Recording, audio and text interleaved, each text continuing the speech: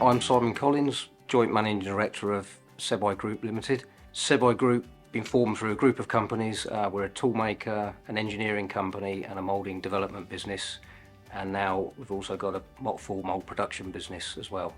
BBF contacted us really just at the right time. They've really helped us and come in on the management side. Most of us are all from a manufacturing background and we've worked our way through, so management is something, or management training is something we haven't had lots of. So with the growth program that we did with them, found that really interesting, really helpful. Also we did lean manufacturing, which we found absolutely brilliant.